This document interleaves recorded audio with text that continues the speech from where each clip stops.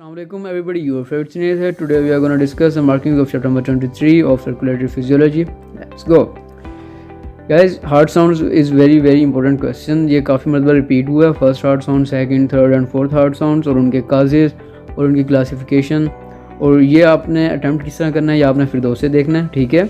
और ये आपने अच्छे से करनी है. एंड आफ्टर दिस वर्बुलर लीजन्स, ये आपने जस्ट रीड करना है. फोनोकार्डियोग्राम नहीं करना आपने. Chest surface area for auscultation of heart sounds, ये जस्ट रीड कर लीजिएगा. एंड आफ्टर दिस ये मर्मर्स वाला टॉपिक जो है, दिस इज़ वेरी इंपॉर्टेंट, ठीक है. मर्मर्स आपने करना है, इसकी क्लासिफिकेशन करनी है और फिर दो से भी आपने एक मिनट रीड करना है. और उसके बाद अब नॉर्मल सर्कुलेटरी डायनामिक्स आपने नहीं करने, ठीक है, इनको क्रॉस कर दें.